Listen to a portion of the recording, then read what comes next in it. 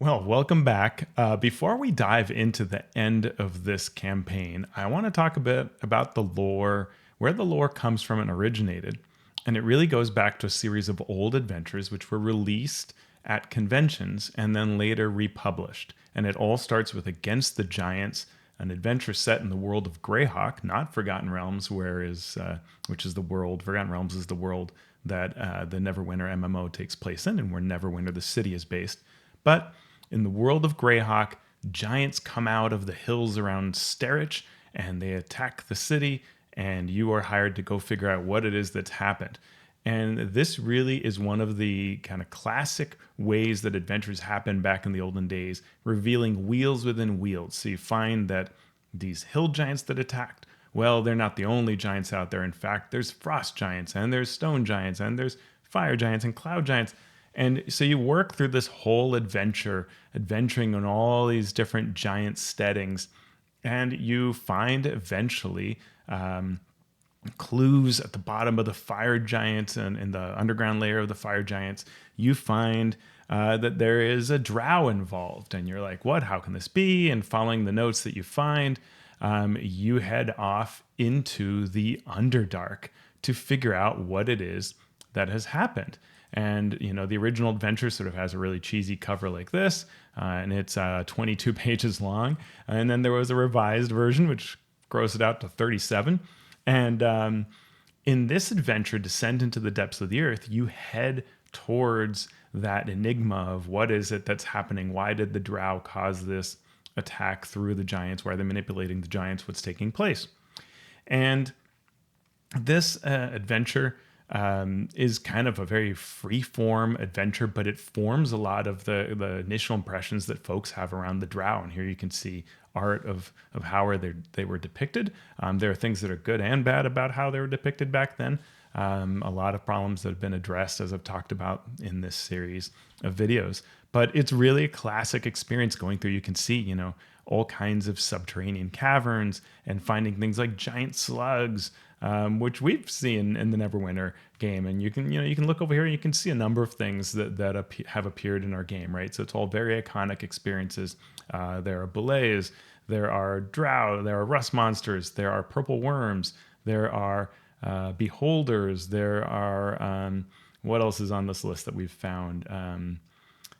Giant slugs we talked about, trolls, number of things that appear on this list that have shown up in the Neverwinter Underdark series. And we kind of get this whole like, hey, wandering monsters, and we get some locations that you can play with. There are mind flayers, as you can see, all of this. And there isn't really a terrific story. By today's standards, while this is a classic of the day and fondly remembered by many, it was a little hard to run, and you weren't sure how to use things. There's just a lich sitting in this cave, for example, and so maybe it goes well, maybe it goes poorly, but a lot of it was just sort of whether you as a dungeon master could do a great job. And so you can see this, these are kind of foundational things, and we've built upon them since then. So that's why I've talked a lot about things like the 5th edition adventure Out of the Abyss, upon which many stories in Neverwinter have been based, because there's a lot more lore there to draw upon. For example, Gromf by Enre, who comes out of novels and everything, versus here where they're just sort of some interesting, sometimes silly things. There's a whole Kuotoa area that is interesting, but it's just sort of like, hey, take these maps, throw in encounters, have fun with it.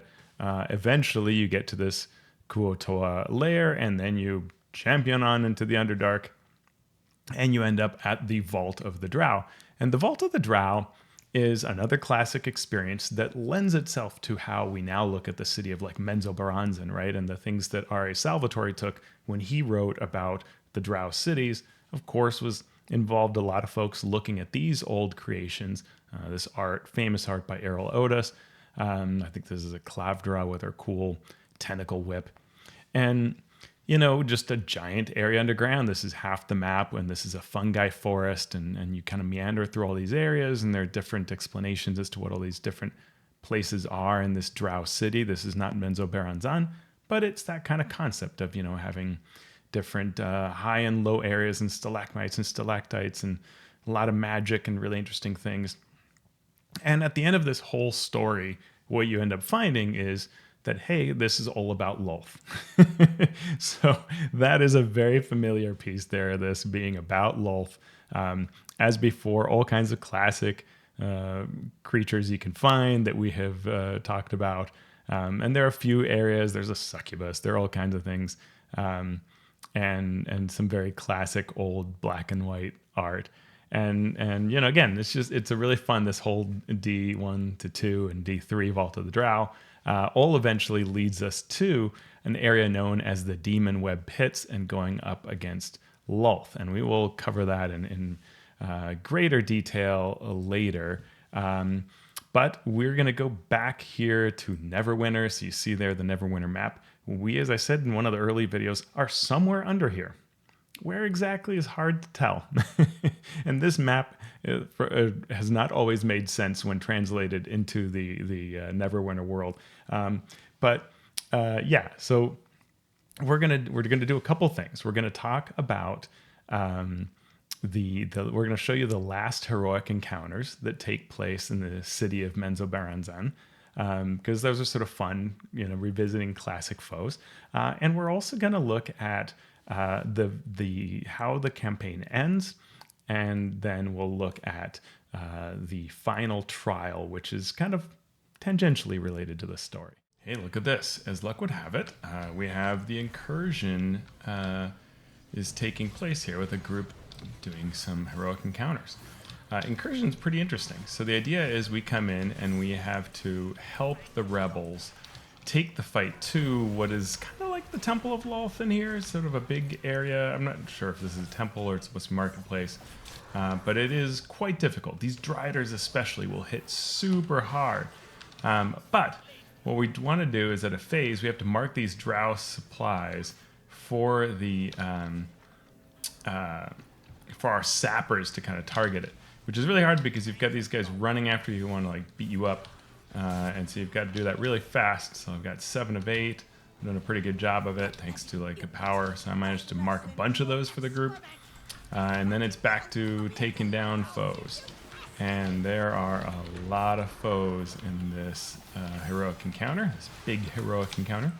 So we do our best to kind of move around, avoid being in one place for long. You've got a lot of the Driders will come in and out, and those things just hit so hard. And if you don't notice, you just think it's something fighting you, and then a Drider will tear into you and leave a mark. And once we take these guys, now that we've taken the supplies have been blown up. You see, like there's no, more crates there. Our sappers have taken them out. You see, you've got our friends here, our allies that we're helping out. Now the captain of the guard is going to come here, and usually shows up earlier than now, but the captain of the guard is going to come here and take on the enemy any moment now. Why is that not happening? Something bug? Uh-oh. I don't know what happened. That's a shame. Well, yeah. The good news is we did see part of it, and the captain of the guard, should they not appear, is basically like the one that we found when we did that contraband quest. It's really a shame. Well, we can at least enjoy how pretty this place is. I mean, look at that. It's amazing. All right, incredible. Then our bundle there. And kind of glow behind this area. I mean, it's really, really super, super cool location. But looks like it's messed up and did not work. But they're going to do another heroic encounter. So we will take off and do this next one called Squish, which I had mentioned in one of my earlier videos. But now we're going to go to it. And Squish is one where it's all about squishing bugs, insects. Well, I should say squishing spiders is really what it is. So I take that all back, arachnids. And we are going to kind of run through these tunnels and get to this area here, marked with lots of webs. And what we're going to do is take down enough spiders and spider sacks, assuming we get more people to help. I'm just going to go ahead and start it. Come on, people, let's do this. And when we do that, we will bring the attention of the big mother spider, which is like is a very cool idea, right? Like I did something like this once. I created an adventure with a custom monster, and I described it as being sort of like a sort of egg sac that was buzzing, kind of making a sort of droning noise. And so, of course, the character's very curious about this. And there were two different two humans who were, well, two humanoids who were unconscious. So you made you think like, well, whatever's making these droning noises probably took them out. Of course, which is true. But what happened is a sturge would come out of that little nest every now and then and come towards the characters. And of course, they swatted away and killed it, which was not actually the right thing to do. If they had been clever, they might have just avoided it or grabbed the bodies and run. But no, they killed off the young. And when they did that, Mama emerged from the egg sac or concealed behind it. I forget exactly how it was set up. But she was the kind of sturge queen. And she had hordes of sturges sort of within her or around her, on her. I think it was the idea of sort of like, like how some spiders have tons of spiders on their back. Like the mama spider will have all these spiders on the back. That was the concept that I was going for. And it was very horrifying because suddenly the characters realized that when she exploded in this kind of swarm of sturges, the sturges ended up embedded in them. And so they realized, oh no, we're only going to last a couple of rounds because these sturges do so much blood drain each round. So you can see here we have to take down the egg sacs, which is kind of cool. And there we go, Lolth touch spider, Mama shows up. So in my game, when Mama showed up, it wasn't a spider like this, it was a huge kind of sturge queen, and they had all these sturges in them from the burst that she gave off. And that resulted in them doing a fun thing, which was they conjured a flaming sphere, which normally you'd use to attack your foes, and they ran through it on their turn to kill off the sturges that are on them, because the damage from that sphere was a lot less than all the sturges. It was a very clever way to solve the problem. But we can do Horned. They're going to go and do the one that's cultists to Baphomet. And so we'll head to that. The Horned Lord is one that many cultists turn to. And so we're going to run through and find all those cultists. And this really quite similar premise you're going to see. It's going to be that we take down the cultists.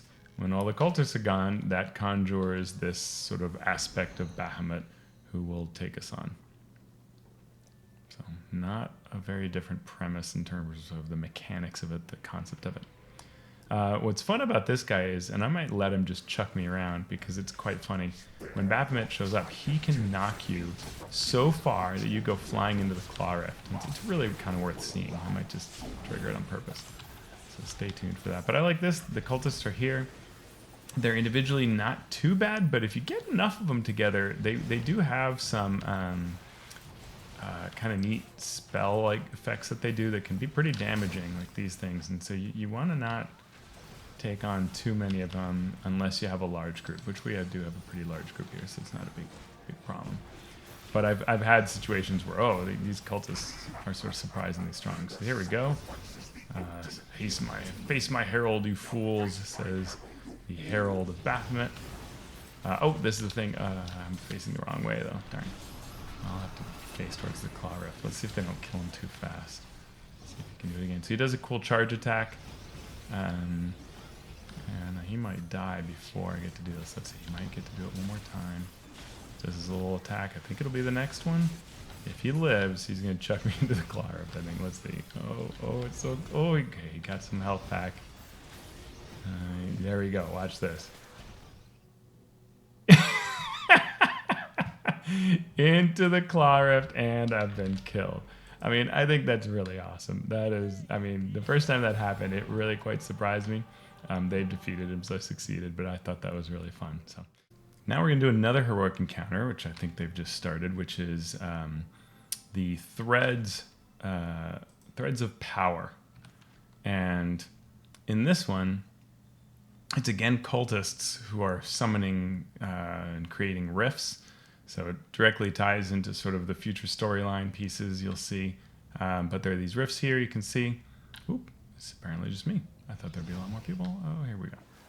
And so what you want to do actually, if you can, is target the rifts behind these folks, which can be hard to do targeting wise. But it really does behoove you. You want to close those abyssal portals by attacking them, because more bad guys come out of it, and it can become very overwhelming if you do not target them. Sometimes folks just sit there, like, hey, attack all the creatures, and that's cool, but because you do want to take down creatures, but you want to attack these portals as well, because that's what's responsible for the most damage in the long run against you, is the creatures that will come out of the portals. So we're taking on those rifts. When we do that, this central rift is going to activate, because of course we've come here too late. And the other thing is the damage is really hard to see on that. But here we go. Now we see that, look, the Balor demon comes out. Bum, bum, bum. Always cool. Balor demons are so neat. I was just reading one of my favorite blogs by DM David, and he was going back over a couple of different kind of articles he's covered in the past, including how when Dungeons and Dragons was created by TSR, their first version had hobbits in it and Balors and or not Balors, what do you call them? Balrogs. You can see how similar the name is. All from Lord of the Rings. And so all those little entities, were just taken from there indiscriminately, which was very funny. And the Tolkien estate, or a company that sort of had the rights from the Tolkien estate, sued, and they had to take them out or rename them into Balors and Halflings and Treants instead of Ents. So all of that had to be redone because they'd used names they were not supposed to. All right, so I think you've kind of seen all the heroic encounters that are in this area. This group is going to, kind of repeat them. There's the Ceramophoresis, but that one's kind of rough in that area that I showed before with the Mind Flayers. It's a lot of the kind of things we've seen in other videos about the Mind Flayer type forces. So as we talked about last time, we have had to do a series of quests to complete or get to where we're going to complete our last part in the process. So you can see here that I have finally completed this last piece. And that's just by doing the same quest we talked about before over and over again. No kind of new story piece. I am given something that I use as part of the mount process. So it's a nice pack. It's a very cool reward. It's a mechanical reward. And you can see this now shows my campaign as complete. I've reached all I can. I can continue earning currency every week, but I have to spend it in this store system to get, various things that I might want that are also mechanical in nature to the game. And that's, all fine in terms of it being an MMO and all. And so, if I come here and I complete a quest, that's fine. I do that, and I get the currency, but the campaign is done. And so, we might think like, hey, is there anything else they're going to say? Like, good job, well played. No, there's, the same old questions we had before. Drizzt is still telling us that he has to go and can't do anything else. He's hanging out here. We can, take a look over at this area where the different, folks, I guess, spend the night and stuff, and have some selling areas. And nothing here. We're done.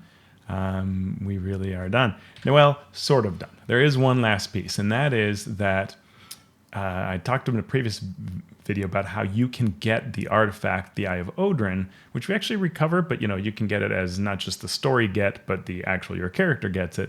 And that's by completing enough of these steps. And it requires a combination of doing other kinds of group events, dungeons, and things like that, having the currency, which we have plenty of, and then getting these things called elite sigils that you get only by slaying the Drow spiders that appear. And I don't know that there are any. If there happen to be some, I could show that to you. But it's been there in other videos. You've seen me fight the big Drow the big Driders that are in the area.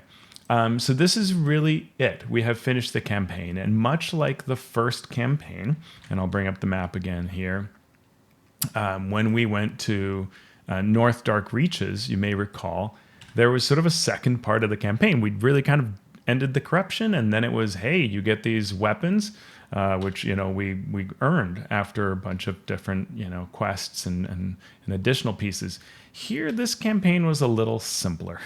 We did all of the major steps, which really the biggest step was getting the Eye of Odran before our enemy did, and the idea was that this would sort of prevent this DeMargo character from acting against us. There was some really cool lore, looking at this map around the Claw Rift and the fallen house that had been in there. I mean, just gorgeous scenery here about all the different neighborhoods. The idea that this is sort of the slums of the area, and that's where we could grow the rebellion from this area. That's kind of cool, neat idea. And the beauty of traveling, say, to the more upscale Duthcloim district, that was certainly really, really neat, right? This is just a gorgeous environment to adventure in. But the story is what the story is. We have apparently prevented a greater war sort of being done against us, I guess, is the idea. And we've, found some secrets of the fallen house. That was really cool, but that's it, right? So what is left? There's only really one more piece left, and I'm going to do it in a separate video in case folks who play Neverwinter want to use it a little bit as a guide. But the only thing that's really left, Gzemnid's Reliquary, and Gzemnid, that name. Here, the idea is drawn to the power of the Eye of Odran artifact. The beholder deity Gzemnid has taken physical form within his reliquary in preparation for his search. So he wants the artifact, and this is actually the beholder deity. So we're really slaying a deity, I guess. It really is digging into that part of the lore that we talked about of this huge beholder kind of god manifestation. So we have to go and face Gzemnid. It's fairly hard, as you'll see, but that'll be it. So we'll do that as a sort of capstone to this. But this is the biggest part of the. This is the campaign. We've done the campaign. It ends a little sort of strangely. You're just kind of running through the quests, but the idea is rebellion in the most famous Drow city that we have these days, Menzoberranzan. And we were at the heart of it, working with Gzemnid, working with famous spies, and really neat. But that'll be it. So this will conclude this series, other than that video on the run through the Gzemnid Reliquary. And now we will get to continue. You will see a series of videos exploring the Narbondellan district. So we get to go to another district as a new plot unfolds. I hope you've enjoyed this series. I hope that if you play Dungeons & Dragons, it has given you a lot of really neat ideas for how to portray a Drow city. I certainly have a lot of details that I can now easily drop into games. Things like these giant mushrooms on the corners and the combination of dirt and paving, the way the stalactites are above, but you see the Narbondellan in the district. That is really cool. The huge light up clock. The driders going around protecting. That's really neat stuff. So I hope you enjoyed, and we'll see you next time on the lore of Neverwinter.